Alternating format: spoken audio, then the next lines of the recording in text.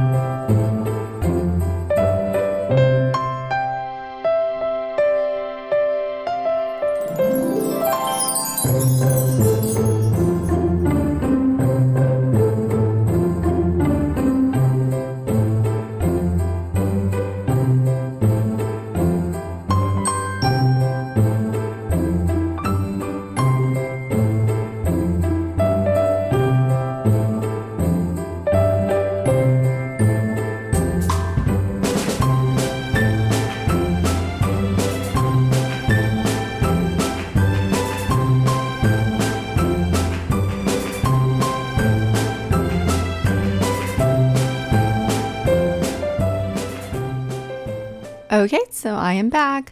So here I'm going in with a second piece of white cardstock, and I'm using a basic circle die. What I'm going to do is I'm going to die cut the half circle onto the white cardstock. This is just creating a little peekaboo on my card panel. Now I will need a sentiment for my card panel, and I'm going in with the Holiday Sentiment stamp set. And this stamp set is great. It has so many different options, and here you can see that I'm just trying to figure out which sentiment will look best onto my card panel. There's just so many to choose from. I had such a hard time deciding. And once I decided on a sentiment, I went ahead and grabbed the die cut white cardstock, placed that in my stamping platform, and stamped on the sentiment with black ink. I'm using a really nice dark ink here, and I'm stamping it on twice just to make sure I have a clear impression. I then went in with clear embossing powder and applied that over the sentiment. I like doing this because it gives the sentiment a little bit of shine. And of course, I heat set that using my heat tool. And now it's time to adhere everything together. So I'm going in with foam tape. This one is from Thermoweb, and I applied that to the die cut panel and adhered it on top of our second panel.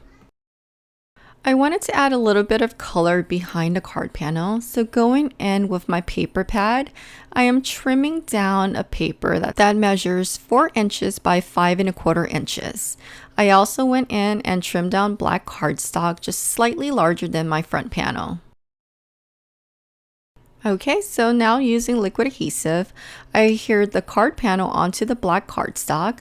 The black cardstock is creating a matting effect, and I love doing that on my cards. Then I went in and adhered that onto the pattern paper. And now I am adhering everything down to a card base. And this card base is from Say It With Stamps, and it's the card blanks in the A2 size. And I love this because it comes pre-cut, pre-scored. All that you have to do is use your bone folder and reinforce the score lines. Okay, so the card is almost done. So what I like to do is to add a little bit of highlights and details, and I like doing that by using a white gel pen. So I'm going in and just placing little white marks throughout the card panel.